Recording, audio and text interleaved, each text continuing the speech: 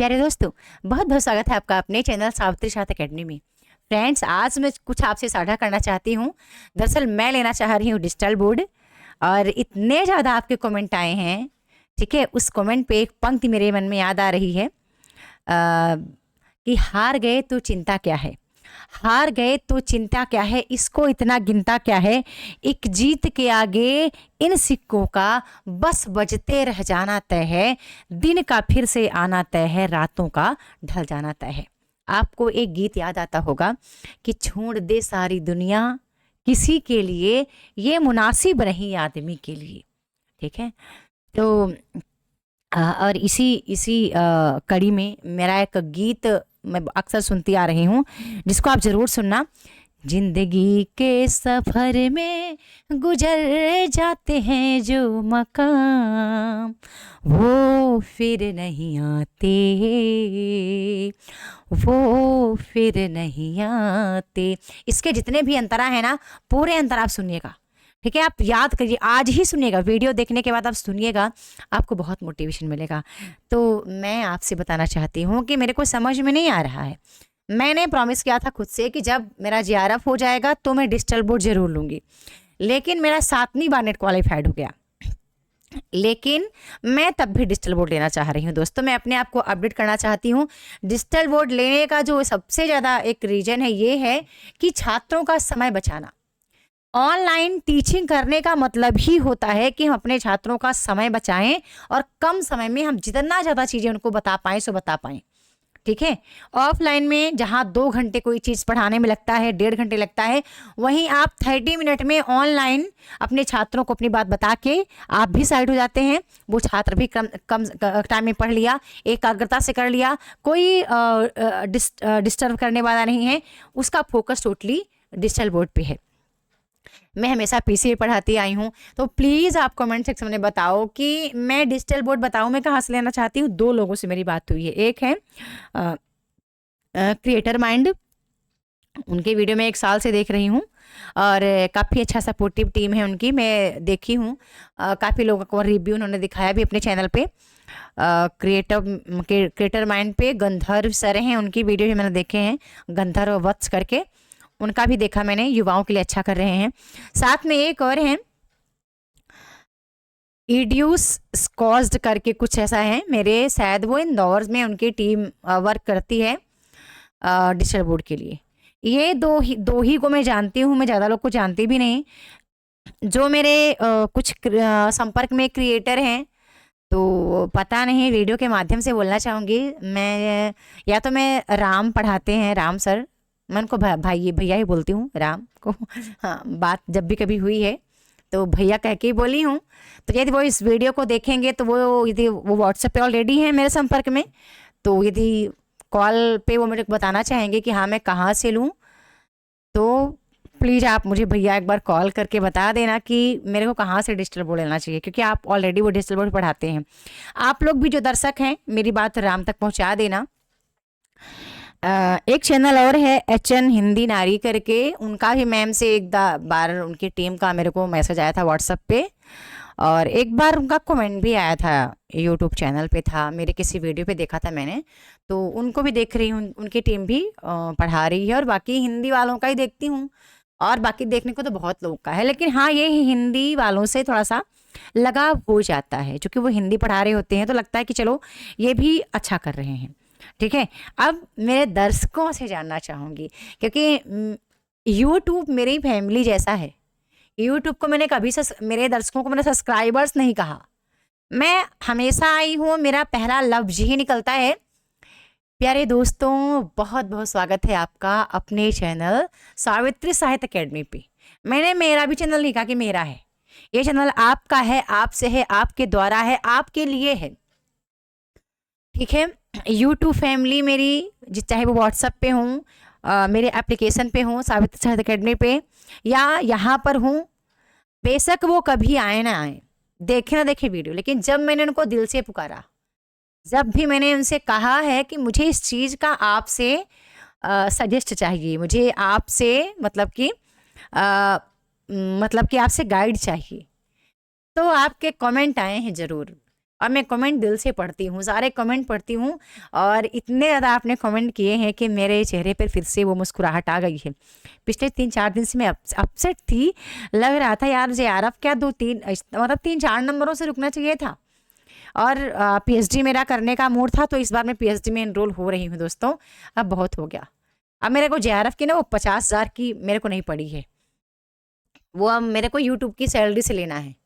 ठीक है, बस यूट्यूब की सैलरी से मुझे ले लेना है। ठीक है, डिजिटल बोर्ड कम प्राइस में नहीं आता, शायद मैं उसके लिए डिजर्व नहीं करती हूँ, लेकिन कहीं से जुगाड़ वाड़ करके मैं ले रही हूँ। डिजिटल बोर्ड का जो बेनिफिट होता है एक ही है कि बच्चों का टाइम बचता है और वहाँ पे वीडियो क्वालिटी अच्छी होती है, तो छात्रों को पढ़ने में मज़ा आता है, आनंद आता है, चीज़ें क्लियर हो जाती हैं। ठीक है, तो आप प्लीज़ यार दोस्तों, प्लीज़ जितने मेरे भाई बहन हैं कमेंट सेक्शन में ज़रूर लिख देना कि ये मेरे लिए, अब ले तो रही हूँ पक्का, ये तो ले रही हूँ, तो मैं कहाँ से लूँ। आपकी भी कोई टीम होगी, आप भी मेरे को सजेस्ट कर सकते हैं। ऑलरेडी मैंने टीम को बोला है जहाँ से मैं ले रही हूँ कि मैं एक बार अपने दर्शकों से बात करना चाहूँगी। जब भी चाहे मुझे अनअकैडमी ने बुलाया हो अपने पास, या जो भी कुछ मतलब कि अकेडमी रहे हैं एजुकेशन से रिलेटेड, जब भी मुझे वो लोग अपने पास बुलाए हैं टीचिंग के लिए, मैंने हमेशा आपको बताया है।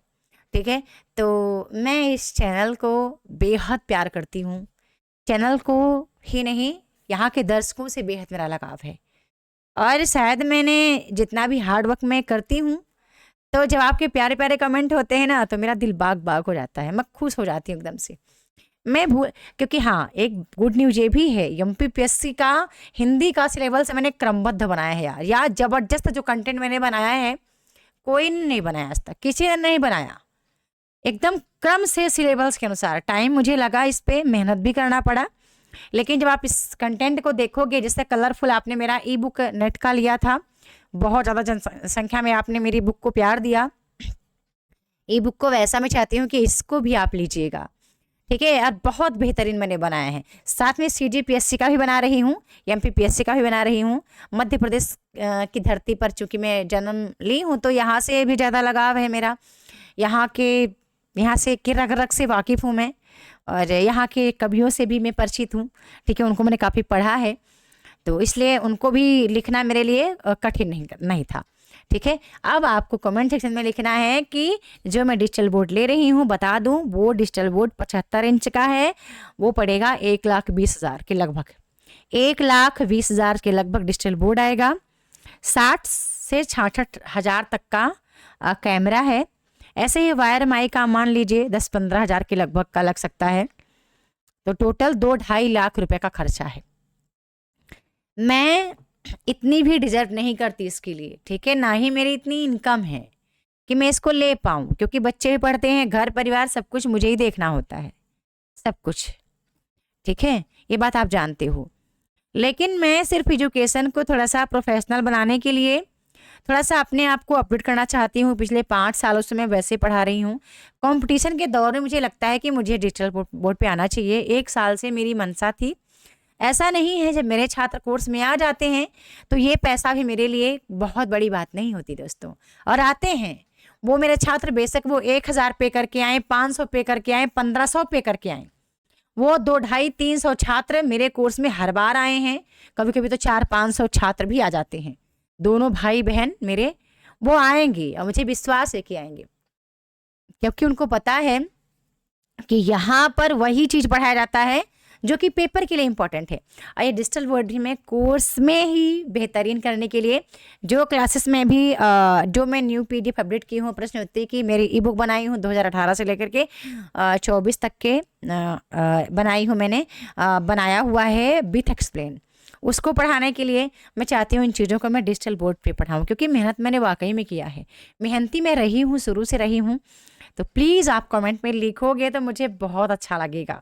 ठीक है, कमेंट सेक्शन में जितना भी हो सके आप वीडियो को शेयर भी कर देना अपने मित्रों के पास कि सावित्री मैम मेरी सावित्री मैम डिजिटल बोर्ड लेना चाहती हैं। आपको पता है मैं गाँव से हूँ दोस्तों, ठीक है, इतना ज़्यादा मेरा किसी से कनेक्टिविटी है नहीं, मैं ज़्यादा किसी को जानती भी नहीं हूँ। यूट्यूब पर ज़्यादा लोग को नहीं जानती, मेरे सब्सक्राइबर्स को ज़रूर जानती हूँ, कुछ ही क्रिएटर हैं जो मेरे संपर्क में हैं, कभी कभी उनसे बात हो जाती है बीच बीच में।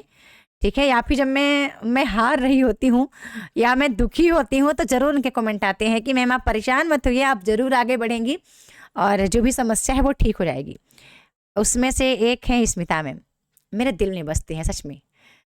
ठीक है, तो वो सभी जानते हैं, स्मिता मैम को सब जानते हैं, तो वो मेरी छोटी बहन जैसी हैं। और कई लोग ऐसे हैं जो जिनसे परिचय है थोड़ा बहुत मेरा, तो मैं चाहती हूँ कि आप जिनके पास डिजिटल बोर्ड होगा, खासकर उनको ज़रूर आप भेज देना भाई कि सावित्री में लेना चाहती है, तो प्लीज़ आप बताएं कि कहाँ से लें, डिजिटल बोर्ड लेने का खर्चा क्या क्या होता है, क्या परेशानियाँ आती हैं उसको लेने के बाद, कि फ़ायदा ही फ़ायदा है कि कुछ नुकसान भी होता है, जो भी होगा।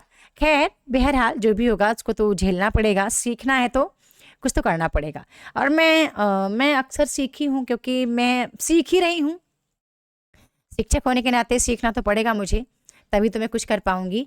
और ये जो मैं डिजिटल बोर्ड लेने का पर्पस सिर्फ एक ही है कि एजुकेशन को कम टाइम में समझा देना, कम समय में मेरी बात को आप तक पहुँचा देना, बस कुछ स्लाइड के माध्यम से, कुछ मतलब कि चित्रकारी के माध्यम से, कहते हैं कुछ बॉक्सेस के माध्यम से चीज़ों को मैं एक्सप्लेन करके आपको समझा पाऊँ कि नट निकालना, जेआरएफ निकालना कठिन नहीं है।